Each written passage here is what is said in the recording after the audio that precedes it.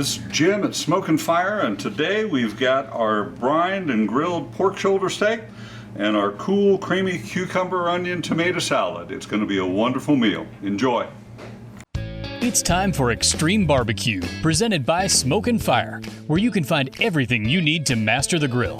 Think family, think friends, think Smoke and Fire. Welcome again, everybody, to Xtreme Barbecue. I'm Todd Leabo, and we have Jim Cattey from Smoke and Fire. As always, as summertime, it's not officially summer yet, but summertime is here in Kansas City because we've had some hot weather, and we've got a great couple of recipes for you today. One of them's nice and cool, and one of them's good, tasty, hot stuff. Jim, how you doing? What do we got on the menu today? I'm good. Todd, we were going to do a couple of really fun things. Talking to a great aunt, and she was doing a cucumber salad, and it just brought back a bunch of memories of family reunions in spring, and it was like, okay, got to do that. So put a couple of things together. We're going to do a quick prep and go through that and show it. You can get a little fancy, you can be plain. My family always peeled the cucumbers, so they were just white. I kind of like leaving them a little bit of a stripe. So the other key is you want a smaller cucumber. We don't want this big massive thing. These are going to make tastier, better pieces. And the first thing we're going to do is just cut the ends off. Get them out of the way. The peeling process, they make special peelers, or you can just use a vegetable peeler and just very lightly start it. And what we're going to do is peel down, and we're going to leave a little bit of a variegated stripe. And so we're going to go every other quarter inch basically and do that. And so it just makes it a little more appealing visually whenever we're having our salad. So there's a special cucumber peeler as opposed to just something you peel a carrot or potato with? This is just a standard peeler, but they do make decorative peelers that will be a little more fine, and you'll see them when you go to a better restaurant. Chefs will do those. I've had them in the past. This is just simple. It's what I've got in the drawer, so we're going to do that. Next thing we're going to do is a long vertical slice. We're going to go down the middle. And something that's important in my family is we de-seed it. So if you just take a spoon, I'm going to go over here over the trash can and walk right down the middle of that with the tip of that spoon. Takes it right out. That'd be a nice use for the old-fashioned grapefruit spoon with the little serrated That'd work good. You're right. It'd go right there. Absolutely. You don't see the grapefruit I hadn't thought about spoon very that often anymore. No, that's a blast from the past. My mother had those. She loved grapefruit. I hated grapefruit. I was never a fan.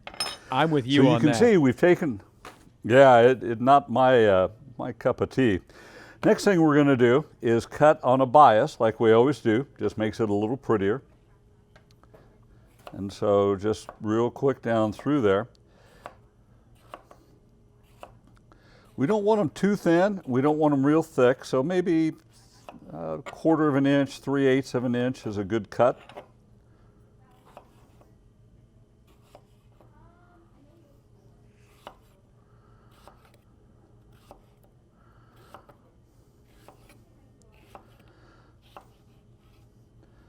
Those are going to go into our bowl.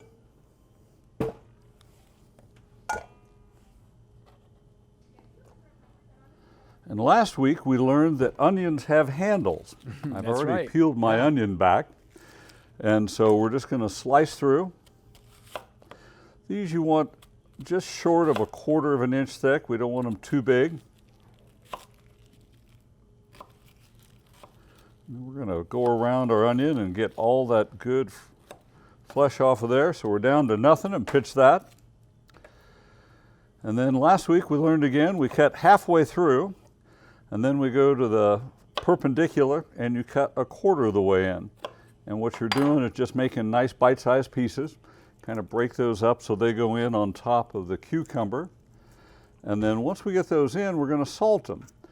And what the salting does is it makes it crisp, but as I was doing a little research confirming that, it also draws out any pesticides.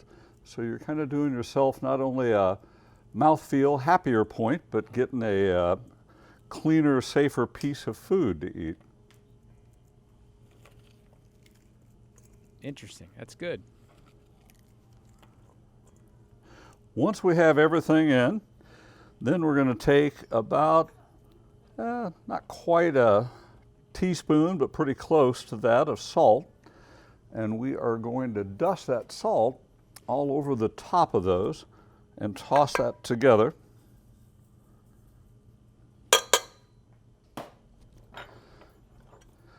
And that salt will coat all of those veg points. And what it does is it starts to draw out moisture. And it actually is why that will become a crispier, happier piece of vegetable. We're going to cover that with just enough water to cover it. And then all that goes back in the fridge and just sits and waits. We also have some cherub tomatoes. We're going to put that back for the fridge pile. And we're going to prep these tomatoes for later. They go in at the very end. These are on sale right now, and we've been working with Hen House. All the produce that we're seeing are very, very accessible and not very expensive at this point.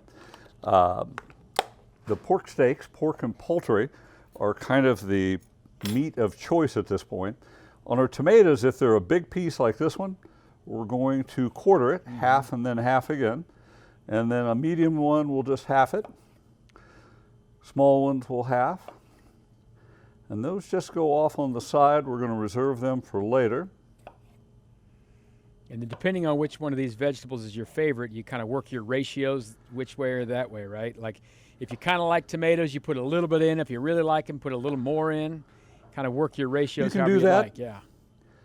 I'm kind of 1-to-1 on the onion and the cucumber, and then about half of one component on the tomatoes. And for me, they're tasty, they're adding color.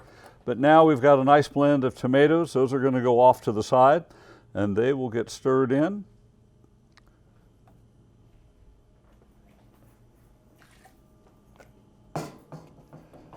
Next step is we make our dressing. And my grandma taught me that you eye measure. Oh yeah. She did it with pinches and handfuls.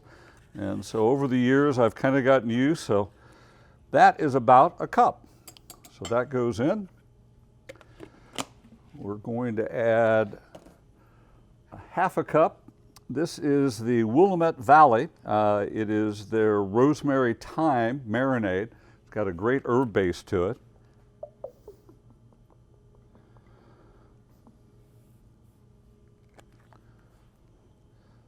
And then this is probably one of my favorite just vinaigrettes. It's Newman's Own, but it's a red wine vinaigrette, very clean. We're going to add about that same quarter cup of that. And then to kick the dill flavor up, which is what my family put in, we're using the Dillicious. And this is our favorite grip stick that we've already had one open. We're going to add about a tablespoon of it.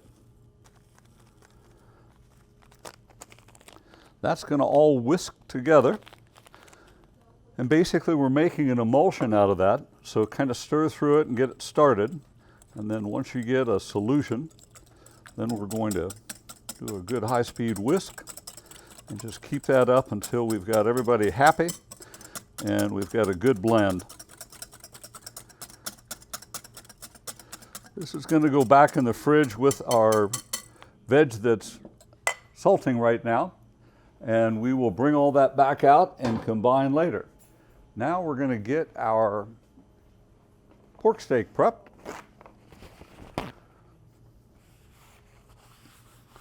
It's nice to have it's kind of that time of year where people like a nice chilled salad, slaw situation like that. That's a good treat to have along with whatever your main course is. It is. It's refreshing and healthy and good for you. What I've done is we are using the Sweetwater, their butt and rib. This is their bath product. And we're going to get a close-up of that. You can see how thick that is. It's almost a slurry. And so what you do is you follow your directions based on the cut of meat and how big and how many pieces, and you put that into a Ziploc bag. And then you add 5 parts water to that. What we have, where I found it,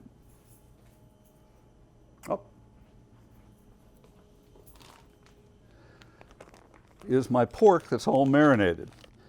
And if you can get a close-up, you can see the spices that are there on the surface of that. So we put all of our liquid in, got it blended, put in our meat. If you're doing a big batch, you want to use a turkey brining bag because it's just simply bigger. And this is just a resealable. We're going to get out a paper towel here. And basically we want to dry this piece of meat. And how long will those brine? Hour plus, something like that? We were probably an hour and a half on these that they sat and brined. So what I'm doing is just folding that towel around it, and that's soaking the brine off. That's going to dry the meat and get rid of any excess salt. Work the air back out of it, and these can go back if you're not going to use them all. You don't want to leave the brine for a long time. So if it's something that you're not going to use right away, you want to wrap it, get rid of the brine. So now we've dried our meat. The steak has probably gained almost a 3/16, quarter of an inch of thickness from the brining process. So it's swelled, and that's all that moisture we pulled in. What we're going to do is a quick spritz of our grapeseed oil. We don't need a lot, just moisten it.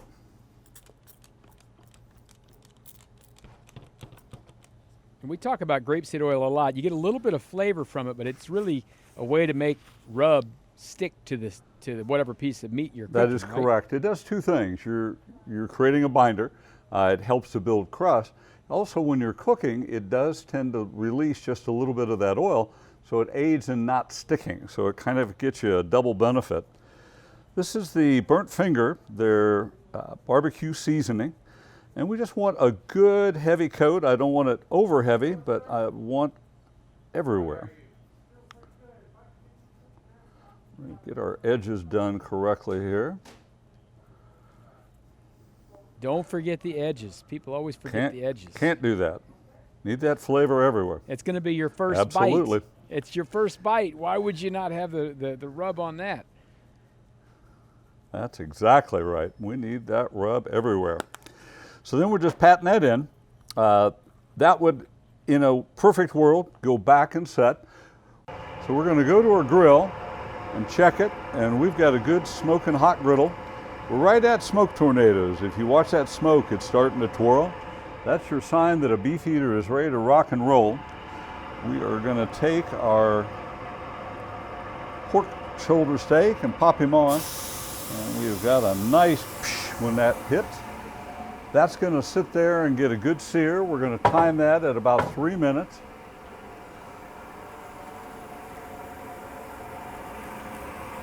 And when you're cooking, you know, when you go order a piece of steak somewhere, beef steak, you can choose rare, medium rare, you know, well done. Pork cooks different than it used to. We don't have to go to 165 degrees inside, but you still don't call something rare on a pork steak, right? You just kind of cook it to where it's supposed to be, or can you say have it rare? No, rare would not be food safe on pork. It has the potential of having salmonella. So you do want to cook pork to 145. That's food safe. That would be kind of medium, would be in comparison to a steak. And that medium temperature, you're going to have just a hint of pink on the inside, but it's still going to be juicy and tender. And we talk about this, but that's what I'm going to term factory pork, where it's a production pork. It's not something that a farmer out on the hill raised. Farm-raised, grass-fed pork, you've got to cook up to 165 because of the trichinosis. So it's not a easily transferred thing. You've got to make sure. So if you're going to the grocery store and buying it, it is production pork. We're just going to peek. We've got a good sear on the bottom of that. And we're coming up on just about 3 minutes. We're going to give it just a little bit more time.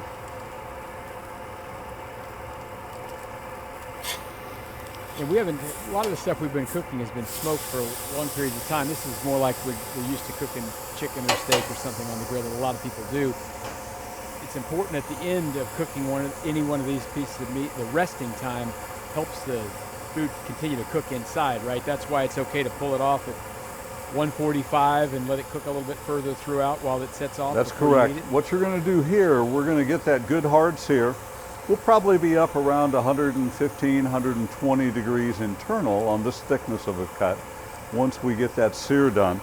The key is we're getting color and we're getting our char siu, which we want, that's our flavor, but we don't want to go too far. Then we're going to move it off indirect and we're going to let it finish. And so you have kind of a three-step. You're doing the sear, you're doing your finish to get up to the 145. At about 138 internal temp, we're going to start basting it with barbecue sauce. Barbecue sauce has sugar and it will caramelize, and if we're not careful, you can over caramelize to the point of blacken. That we don't want. So we're going to check here. We're coming up on the last few bits. Yep, we got good color. I'm going to move him off indirect. I'm going to turn that flame down low. And we're going to close our lid. So what we're doing now is finish phase. And that'll be about another 3 minutes that we're going to go on that side. We're going to turn it and we'll check our temperature at that point.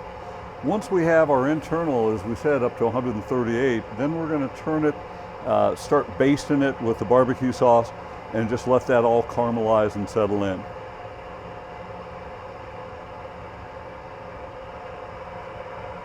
And there's so many good thermometers out there now that you guys have, the instant reads. Super easy to make sure you've got the right temperature. There's no excuse to cook it wrong. Absolutely anymore, right? not. We use Maverick and Thermopin. This is a Maverick. It's got a nice big digital display. It's easy to read. But if I touch the probe, you can see it start changing instantly. This is a rapid thermometer. Let me wipe that back down again. What you've got with the thermometer on this is it takes less than a 2-second touch point to get to an accurate internal temperature of whatever it's measuring. So whenever I'm done, I close it, it goes away. And we're just simply waiting at this point. We'll do our 3 minutes, which we're getting close to that. So let's flip that over.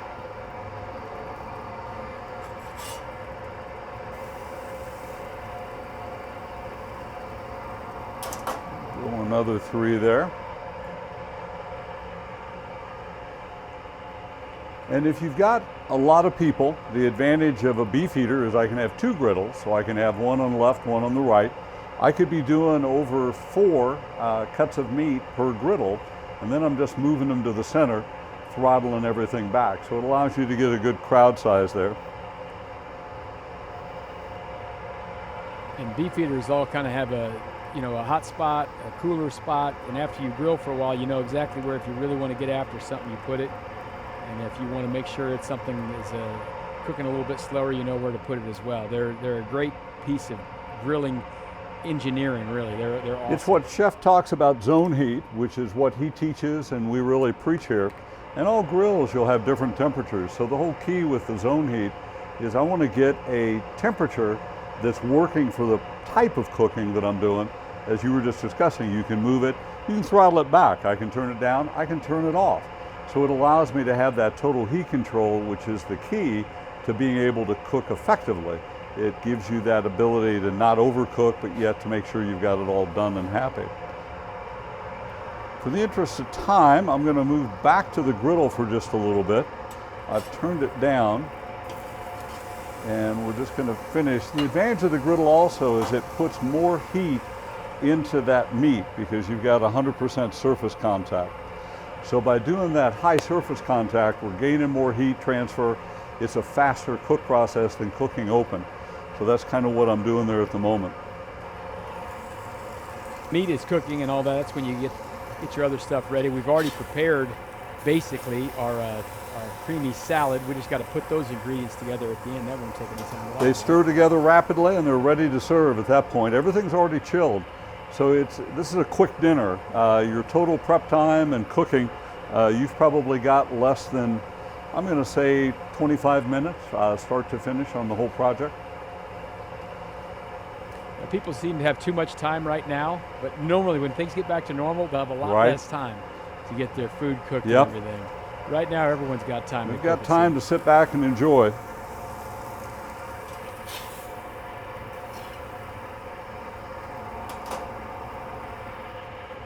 Check and see. I think we're probably getting close to being able to start basting. We're up at actually 148, so it is definitely time to baste. That griddle did the trick.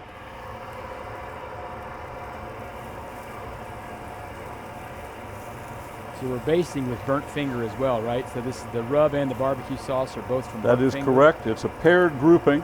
Flavors were meant to go together. This is going to be an incredible piece of pork. So we've got our edges and top all basted together on him. Flip that over. Let it caramelize on that side while we baste the other.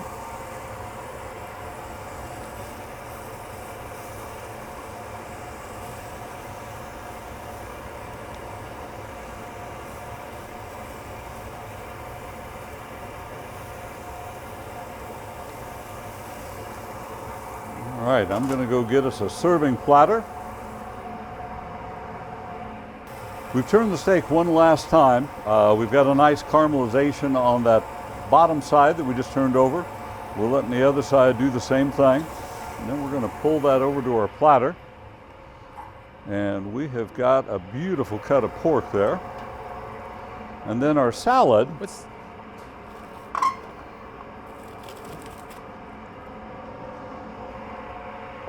Here we've whisked our dressing, and all we've done is toss in our vegetable, and we've got our cucumber and onion and tomato, and it's a nice visual continuity between the different blends sitting there. And we're going to serve that up onto our serving platter.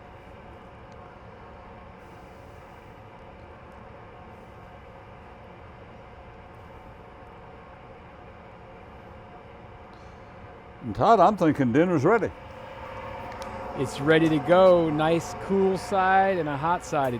It's cucumber, onion, and tomato creamy salad, and the brined and grilled pork shoulder steak. It looks great, Jim.